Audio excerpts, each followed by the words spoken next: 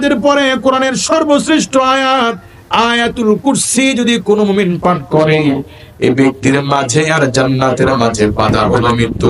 আল্লাহ পাক মৃত্যুর পরে তার কবরে জান্নাতের নাজ নিয়ামত দিবে। এই ছোট্ট তিনটা আমল আমরা করার চেষ্টা করবো ইনশাআল্লাহ।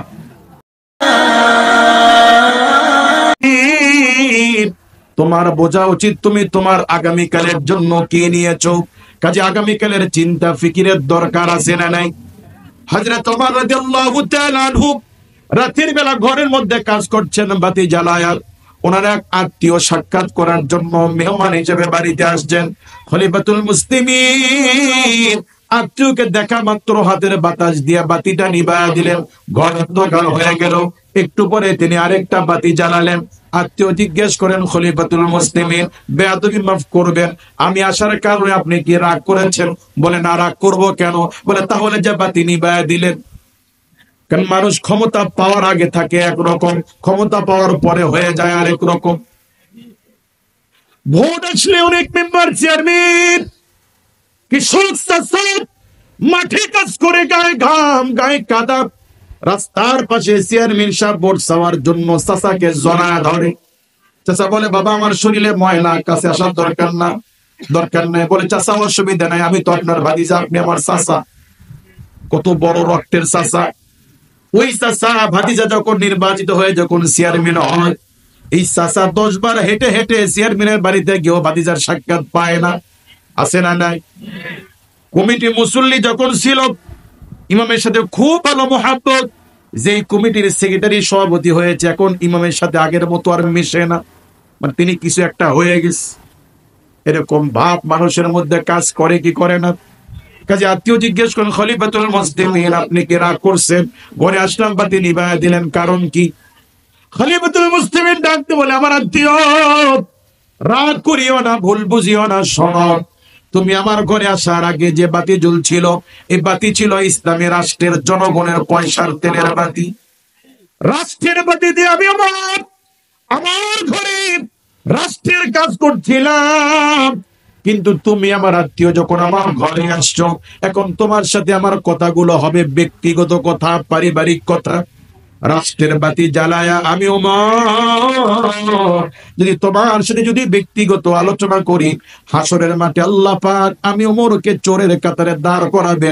এই জন্য আল্লাহর ভয়ে পরকালের ফিকির করে পরকালের মামলা থেকে বাঁচার জন্য জনগণের বাতি নিভায়া দিয়া এখন যে বাতি জ্বালিয়েছি, এই বাতি হলো আমি ওমরের নিজের পয়সার বাতি। আল্লাহু আকবার বলেন। কাজে সমাজ তখন এমন হবে, শাসক তখনই এমন হবে যখন আল্লাহর জমিনে কোরআন ভিত্তিক রাষ্ট্র পরিচালিত হবে। কথা বলেন ঠিক কি না? কাজে আগামীকালের ফিকির চিন্তার দরকার আছে না নাই? আজকে মাহফিল শেষ হওয়ার পরে বাড়িতে গিয়ে বিবি সাহেবকে যদি ডাক দিয়ে বলেন, ও কেন 50 বছর তোমার সাথে সংসার করি, এক ঘরে এক খাটে একই বিছানায় একই কম্বলের নিচে তোমার সাথে 50 বছর সংসার করেছি, মুখের মা এখন আমি দুর্বল হয়ে গেছি, জানি না কখন মরে যাব। আরে অমুকের মা আমাদের কবরস্থানটা নির্জন জায়গা, ভয়ের জায়গা, কত শিয়াল থাকে, সাপ থাকে, কত জিনের আখড়া। আরে অমুকের মা আমার মৃত্যুর পরে তুমি 3টা রাত আমার নতুন কবরের পাশে একটু বসে থাকিও।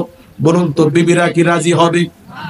কবরের ভেতরে নয়, কবরের উপরে 3টা রাত থাকতে কি রাজি হবে? সারা জীবনের জীবন সাথী যাদের জন্য মাথার ঘাম পায়ে ফেলে নামাজ বাদ দিয়া দোকানদারি করে করে যাদের জন্য দুনিয়া সাজিয়েছেন, আপনার মৃত্যুর পরে কবরের ভেতরে নয়, কবরের উপরে 3টা রাত বসে থাকতে রাজি হবে না। আল্লাহ পাক বলে, মুমিন তোমার বোঝা উচিত তুমি তোমার নিজের জন্য কি নিয়েছো। আল্লাহু আকবার বলে, আমার যখন ফোরাবে দিন আসবে গহীন রাতি, থেকো প্রভু জীবনে, থেকো প্রভু জীবনে হয়ে চির সাথী, আসবে গহীন রাতি। কি আসবে কি আসবে না? ওই বাড়ির জন্য কি নিয়েছি কিছু ফিকিরের দরকার আছে না নাই? মুআজ্জাজ হাজিরিন, এখন যদি কেউ খবরও পান অচিরেই পেঁয়াজের দাম বাড়বে, আবার 300 টাকার মতো হবে। এই সংবাদ পাওয়ার পরে আপনারা কিছু পেঁয়াজ কিনে রাখার চেষ্টা করবেন কি করবেন না? কেন করবেন? সত্যি যদি দাম বেড়ে যায় চলতে কষ্ট হবে।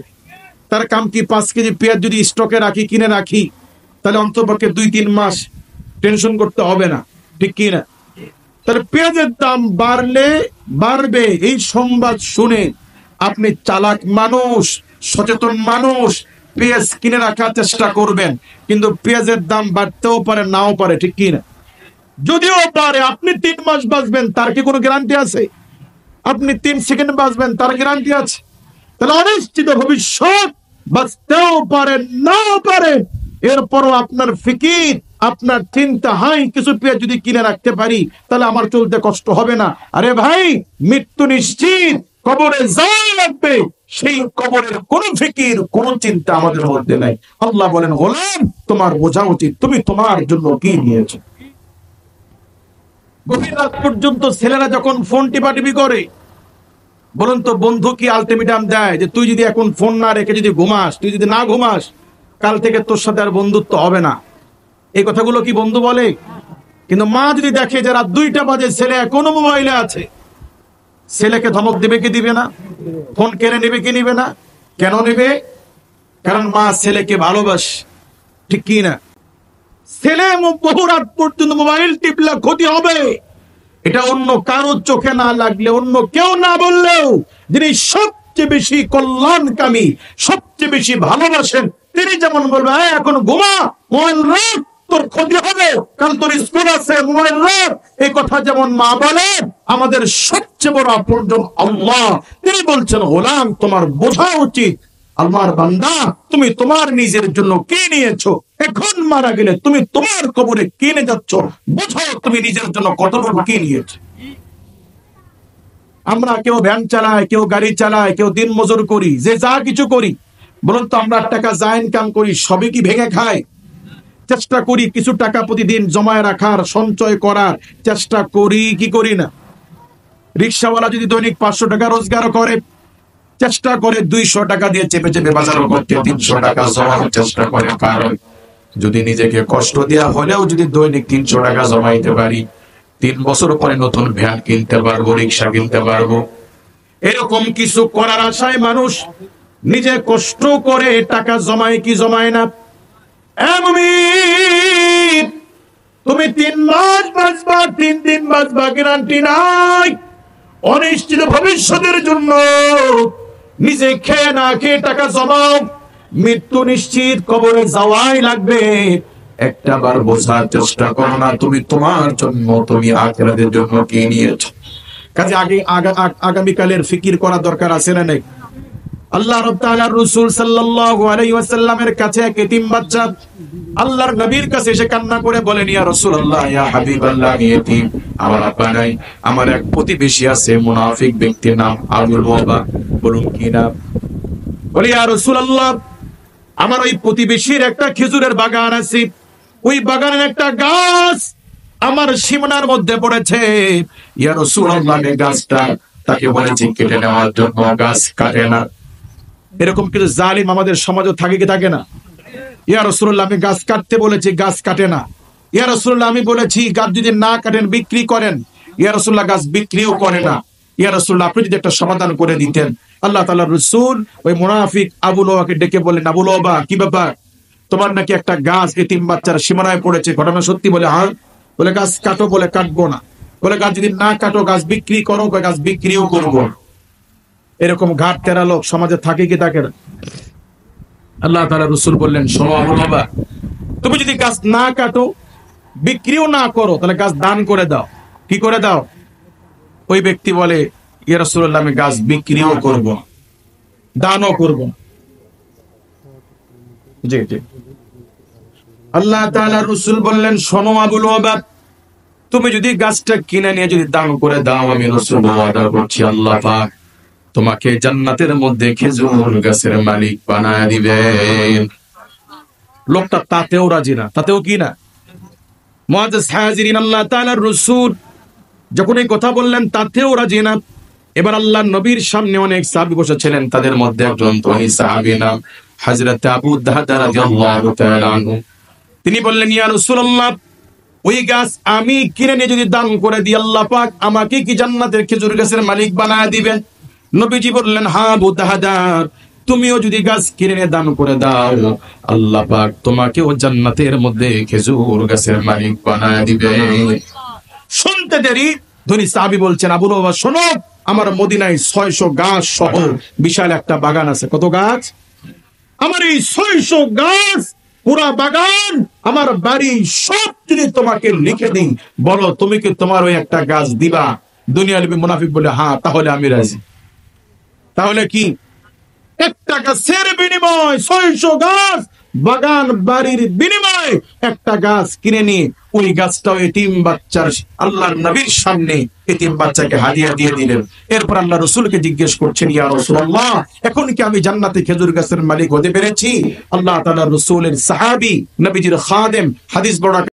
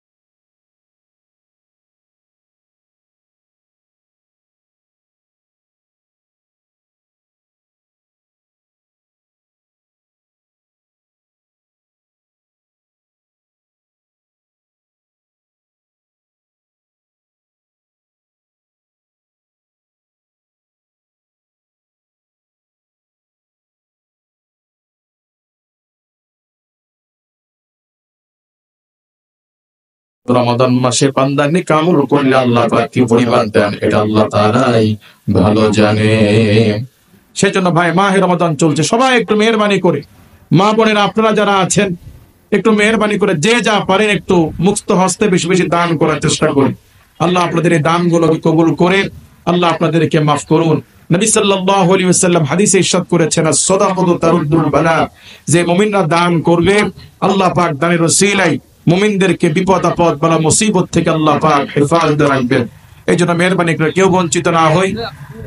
মা বোনেরা, আপনারা একটু স্বেচ্ছায় যে যা পারেন, আপনাদের কাছে ব্যাগ পৌঁছে দেওয়া হয়েছে, ব্যাগে একটু বেশি বেশি করে দান করার চেষ্টা করি, যাতে করে মাহফিলটা করা সহজ হয়ে যায়। একের জন্য বোঝা হয়ে যায়, 10 জন যদি একটু একটু করে সাহায্য করি, তাহলে মাহফিলটা করা কর্তৃপক্ষের জন্য সহজ হয়ে যায়। এই মাহফিল আগামী বছরও হোক, আমরা চাই কি চাই না? কাজে সবাই বুদ্ধি দেওয়া হোক, পরামর্শ দেওয়া হোক, সময় দেওয়া হোক, অর্থ দেওয়া হোক, যারা মাহফিল করে তাদেরকে উৎসাহ দিবেন, পরামর্শ দিবেন, সাহায্য করবেন, তাদেরকে সময় দিবেন, তাদেরকে সৎ উপদেশ দিবেন। আল্লাহ পাক এই মাহফিলকে প্রতি বছর করার এবং এই মাহফিলের ওসিলায় এলাকার সমস্ত মুরব্বীদের যারা কবরে চলে গেছে, আল্লাহ পাক তাদের কবরকে জান্নাতের বাগিচা বানায় দিক, আমরা বলি আমিন। যে কিছু গুরুত্বপূর্ণ মাসালার বই, ওযু, গোসল, নবী রাসূলদের সংক্ষিপ্ত কিছু প্রশ্নের উত্তর, প্রতিটি বইয়ের হাদিয়া 10 টাকা, আপনারা যে যা পারেন যাওয়ার সময় নিয়ে যাবেন ইনশাআল্লাহ। মুআজ্জাজ হাজিরিন, যে কথা বলছিলাম, আমাদের প্রত্যেকের ফিকির করা উচিত যে আমার মৃত্যুর পরে আমার কি হবে, আমি আগামীকালের জন্য কি নিলাম, এই চিন্তা করা দরকার আছে না নাই? মুআজ্জাজ হাজিরিন, আল্লাহর নবী বলেন, কোন মুমিন যদি 5 ওয়াক্ত নামাজের পূর্বে যদি মিসওয়াক করে, যদি ওযু করে, আল্লাহ পাক মিসওয়াকের কারণে মুমিনের নামাজের সওয়াব আল্লাহ তাআলা 70 গুণ বাড়িয়ে দিবেন। আজ থেকে সবাই মিসওয়াক করার চেষ্টা করবেন তো ইনশাআল্লাহ। তারা করিয়েন যাদের পরকালের জিতার দরকার আছে, যাদের জান্নাতের দরকার আছে। আর যারা জান্নাতে বিশ্বাস করি না, জান্নাতে যাওয়ার আগ্রহ নাই, তারা করলে করিয়েন, না করলে না করিয়েন। মুআজ্জাজ হাজিরিন, ছোটবেলায় যখন বাচ্চারা স্কুলে যায় নাই, আমরা যখন যাই নাই, মা বাবা আমাদেরকে পিটায়া ধমকায়া স্কুলে পাঠিয়েছে কি পাঠায় নাই? এখন ওই ছেলেগুলোই বড় হয়ে অনার্স মাস্টার্স পাস করার পরে এখন চাকরির জন্য নিজে রাত 12টা পর্যন্ত পড়ে। মা বলে বাপ আর পড়া লাগবে না, এখন ঘুমা, আবার সকালে পড়িও। ছেলে বলে মা আমার এখনো অনেক পড়া বাকি আছে। যেই ছেলেকে আগেই পড়ার জন্য পিডান লাগতো, এখন ওই ছেলেকে ঘুমানোর জন্য বলতে হয় পড়া বন্ধ করে, তারপরও ঘুমায় না, পড়তে চায়। কেন? কারণ সে তার নিজের ভালো নিজে বোঝা শিখছে। কথা বলেন ঠিক কি না? কাজী ভাই, নামাজ সে পড়বে, তাহাজ্জুদ সে খুঁজে নিবে, মিসওয়াক সে খুঁজে নিবে, যার ফিকির আখিরাত, যার ফিকির আমাকে জিততে হবে, যার ফিকির আমাকে জান্নাতে যেতে হবে।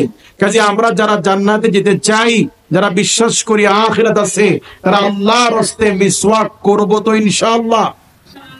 হুজুর মিসওয়াক তো বললেন সওয়াব বহুত, কিন্তু মিসওয়াকের দাম, যে দাম 1 লক্ষ 2 লক্ষ টাকা, গরিব মানুষ হুজুর এই মিসওয়াক কেনার সামর্থ্য আমাদের নেই। বিষয় কি এরকম? আমাদের দেশে গাছের ডালের অভাব আছে? যে কোনো গাছের ডাল দিয়া 2-3টা ডলা দিয়ে আপনি ওযু করেন, নামাজের সওয়াব বাড়বে কয় গুণ? বলেন না কয় গুণ? আচ্ছা, এটা যদি নেকি না হয়ে যদি টাকা হতো, যে মিসওয়াক করলে ওযু করে নামাজ পড়লে নামাজের পরে 70 করে টাকা পাওয়া যাবে, তাহলে এই এলাকার কোনো গাছের ডালের অভাব কোনো গাছের ডাল পাওয়া যায় তো?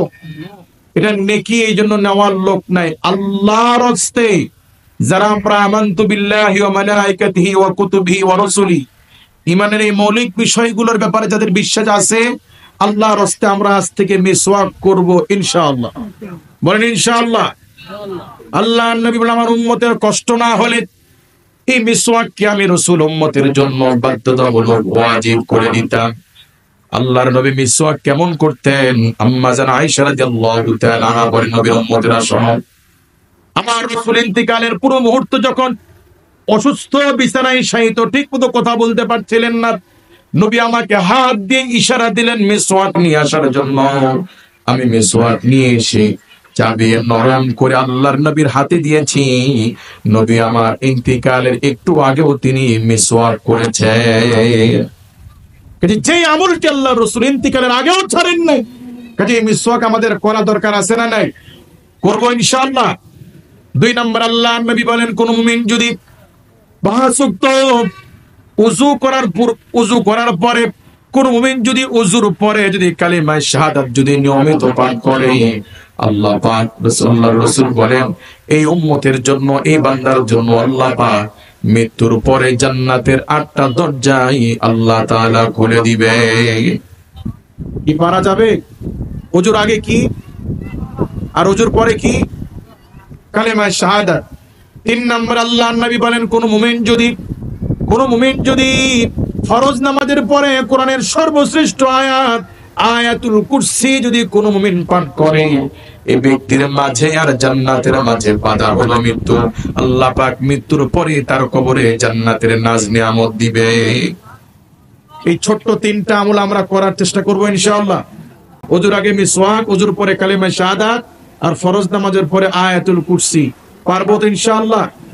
অনেকে মনে মনে কয় হুজুর আপনি আছেন মিসওয়াক নিয়ে আর ওযু নিয়ে আর ফরজ নামাজের পরে আয়াতুল কুরসি নিয়ে, আমরা তো নামাজই পড়ি না।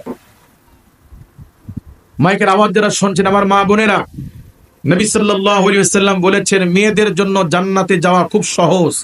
যে নারী আমাকে 4টি জিনিসের গ্যারান্টি দিবে, তার জান্নাতের জিম্মাদার আমি রাসূল নিজে হয়ে যাব। কয় জিনিসের? 1 নাম্বার 5 ওয়াক্ত ফরজ নামাজ। 1 নাম্বার কি?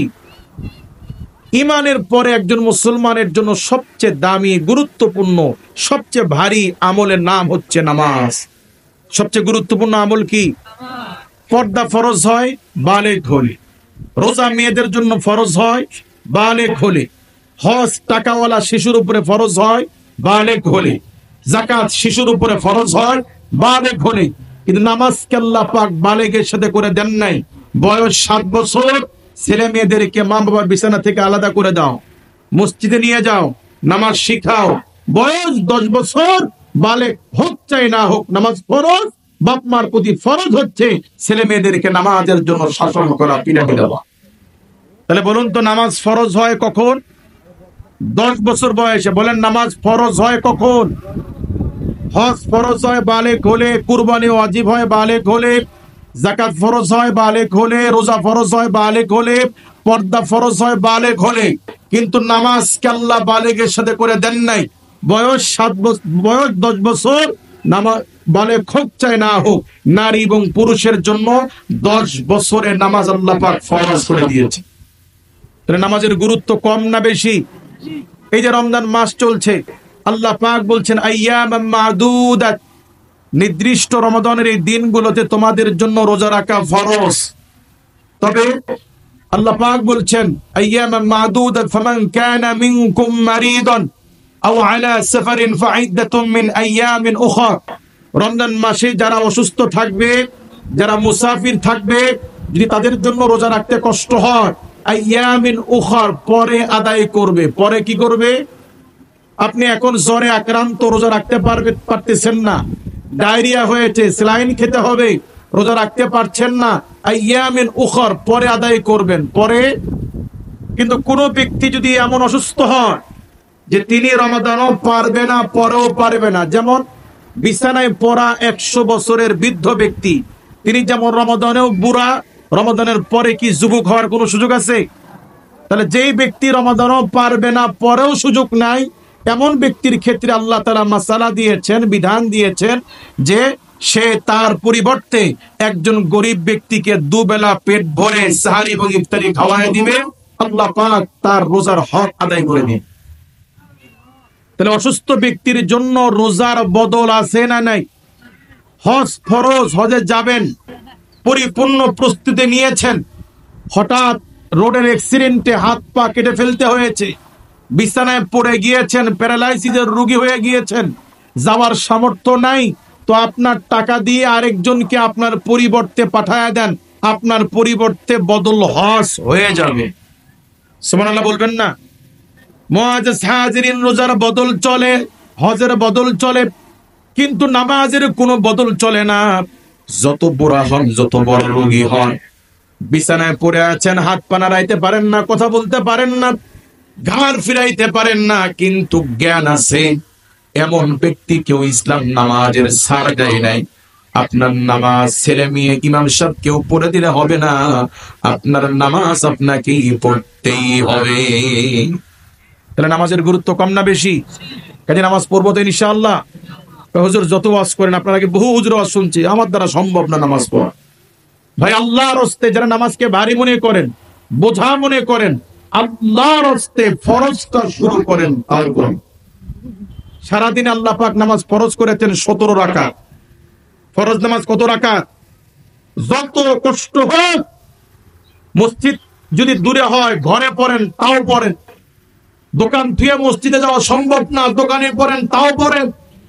হুজুর মাঠে কাজ করি, আমার পক্ষে নামাজ পড়া মসজিদে গিয়ে সম্ভব না, মাঠে কাজ করি। ভাই ওই ঘাসের উপরে, মাটির উপরে পড়েন, তাও পড়েন, পারা যাবে ইনশাআল্লাহ।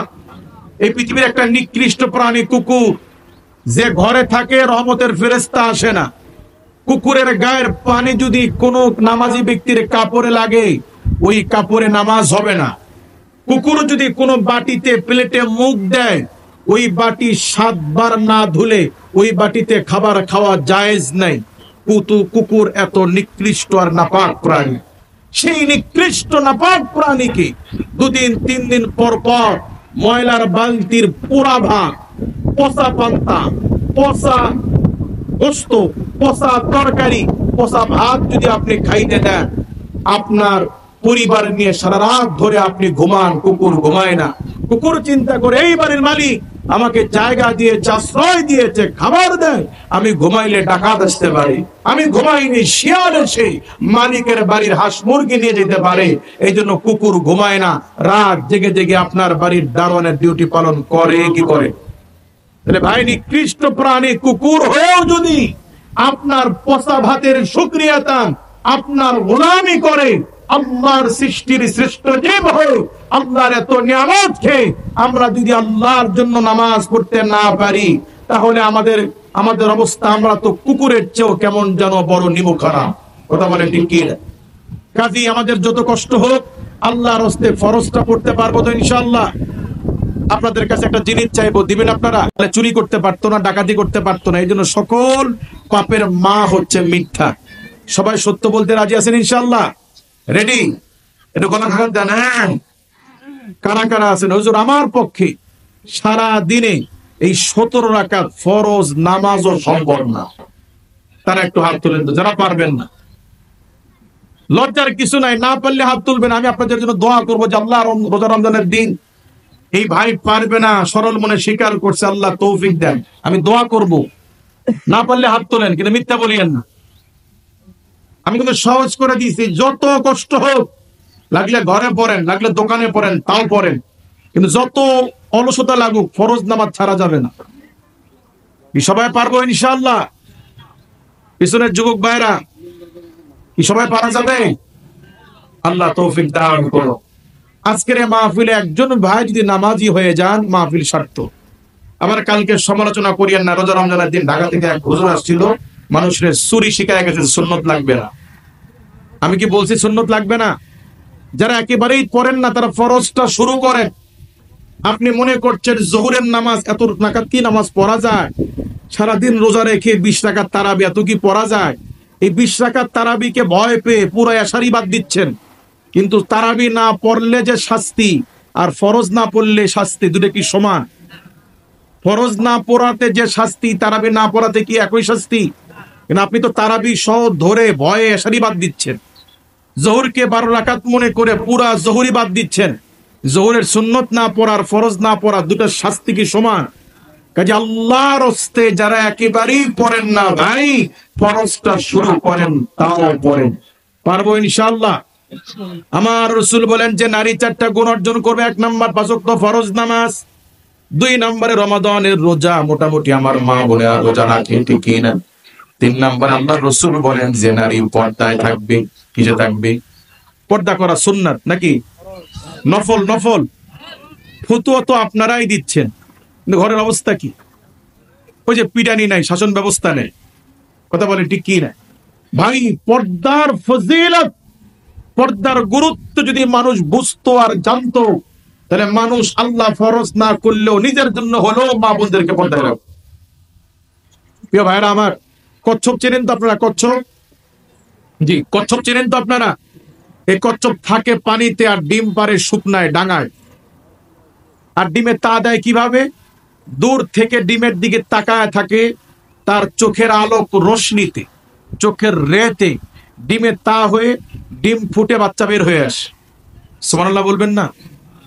হাঁস মুরগি ডিমে তা দেয়, ডিমের উপরে বসে, আর কচ্ছপ ডিমের উপরে বসে থাকে না, দূর থেকে তাকায় থাকে, তার চোখের আলোক রশ্মিতে ডিমে তা হয়ে ডিম ফুটে কচ্ছপের বাচ্চা বের হয়ে আসে। তাহলে কচ্ছপের চোখের পাওয়ার কম না বেশি? বলুন তো, কচ্ছপের চোখের পাওয়ার যদি এত বেশি হয়, আল্লাহর সৃষ্টির শ্রেষ্ঠ জীব মানুষের চোখের পাওয়ার তার চেয়ে কম না বেশি? এটা আপনারা বলছেন বুঝে, অনেকে না বুঝে।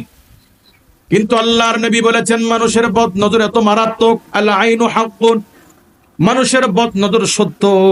আল্লাহর রাসূল বলেন মানুষের বদ নজরে গরুর ওলানের দুধ বন্ধ হয়ে যায়, মানুষের বদ নজরে গাছের ফল নষ্ট হয়, মানুষের বদ নজরে গাছের ফল নষ্ট হয়, মানুষের বদ নজরে বাচ্চা অসুস্থ হয়, মানুষের বদ নজরে মানুষ মৃত্যু পর্যন্ত হতে পারে।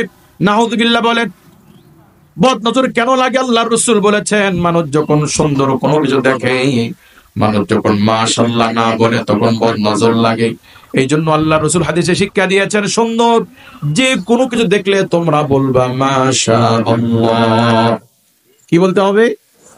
একটা গরু, দেশি গরু 20 কেজি দুধ দেয়, কেউ যদি মনে করে আরে বাপরে বাপ এত দুধ দেয়, বা শেষ, এই গরুর দুধ বন্ধ হওয়ার জন্য এতটুকু কথা যথেষ্ট। বলা দরকার ছিল কি? বাচ্চা, আচ্ছা ঠিক আছে, মুআজ্জাজ হাজিরিন, বাচ্চা অসুস্থ, বাচ্চা সুস্থ বাচ্চা, মা বাবা ছেলে কোলে নিয়ে বলছে আরে আমার ছেলে কত ওজন হয়েছে, বাস মাশাআল্লাহ না বলার কারণে এই বাবার নজর বা মার নজরেও বাচ্চা অসুস্থ হয়ে যেতে পারে। এই জন্য কি বলা দরকার ছিল? আচ্ছা বলুন তো, মা বাপ যখন ছেলের প্রশংসা করছে আর মাশাআল্লাহ বলে নাই, তখন কি মনের ভেতরে খারাপ কোনো উদ্দেশ্য ছিল? গাছের ফলের দিকে তাকায় বলছে, বাপ রে বাপ, এতটুকু নারকেল গাছ, কি পরিমাণ নারকেল ধরছে, মাশাআল্লাহ বলে নাই। এই যে মন্তব্য করছে, এর নজরে গাছের ফল নষ্ট হতে পারে। যে গাছ ভর্তি আগে ফল আসতো, এখন দেখা যায় ওই গাছে 5টা ডাবও আর আসে না। এমনটা হয় কি হয় না? তাহলে কোন জিনিস দেখে মাশাআল্লাহ না বলাতে ভেতরে কোনো খারাপ উদ্দেশ্য নাই, তাতেই যদি গাছের প্রভাব পড়ে, চোখের প্রভাব গাছের উপরে পড়ে, বাচ্চার উপরে পড়ে, গরুর ওলানের উপরে পড়ে, এই পাওয়াওয়ালা মানুষ যখন তার এই চোখের দৃষ্টি আর মনের কালো চিন্তা, খারাপ বাসনা নিয়ে বেগানা নারীর দিকে তাকায়, বলুন তো তখন সেই নারীর ক্ষতি হতে পারে কি পারে না?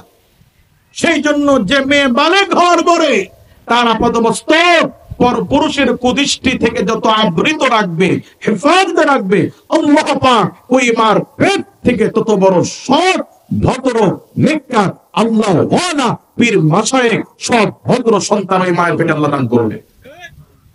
কাজে আমাদের সন্তান ভালো হোক আমরা চাই কি চাই না? কাজে আল্লাহর হস্তে পর্দায় রাখবেন তো ইনশাআল্লাহ। আল্লামা কারামত আলী জোনপুরি রহমতুল্লাহি আলাইহি রংপুরের জমিনে শুয়ে আছেন। হুজুর তার কিতাবে লিখেছেন, বাংলাদেশের মানুষ 2টা কারণে ওলি হইতে পারে না। এক, এ দেশের মানুষ হারাম ছাড়তে পারে না, আর দ্বিতীয়, এই দেশের মানুষ স্ত্রীকে পর্দায় রাখে না। মানুষ যদি হালাল খানা খেত আর স্ত্রীকে পর্দায় রাখতো, ঘরে ঘরে আল্লাহ পাক আল্লাহর ওলি তৈরি করে দিত। প্রতিটি শিশু তার পিতা মাতার কাছে 2টা জিনিস আশা করে। এক, বাবা, যেই খাবার দিয়ে আপনার শরীরে রক্ত তৈরি হয়, গোশত তৈরি হয়, ওই শরীরের খাবার যেন হালাল খানা দ্বারা হয়। কি খানা? আর যে মায়ের রেহেমে জরায়ুতে আমাকে দিবেন, ওই মা যেন পর্দাশীল হয়। যদি কোনো মা নিকার পর্দাশীল হয়, হালাল যদি উপার্জন হয়, আল্লাহ পাক ঘরে ঘরে নিকার সন্তান দান করবেন। কাজে আমরা স্ত্রীদেরকে পর্দায় রাখবো তো ইনশাআল্লাহ। তাহলে মা বোনদের 4টা গুণের 1 নাম্বার 5 ওয়াক্ত ফরজ নামাজ, 2 রমাদানের রোজা, 3 পর্দা, 4 নম্বরে স্বামীর সন্তুষ্টি। রাসূল বলেছেন, যে নারী এই 4টা গুণ অর্জন করবে, আমি রাসূল ওই নারী, ওই মা, ওই মেয়ের জান্নাতের জিম্মাদার আমি রাসূল হয়ে যাব। আল্লাহ পাক আমার মাদেরকে পর্দায় থাকার, মা বোনদেরকে স্বামীর কদর করার, রোজা রাখার, 5 ওয়াক্ত ফরজ নামাজের তৌফিক সুযোগ আল্লাহ আমার মাদেরকে দান করুন। আমরা বলি আমিন। أستغفر الله الذي لا إله إلا هو الحي القيوم وأتوب إليه. اللهم صل على سيدنا محمد النبي الأمي وعلى آله وسلم تسليما. الحمد لله.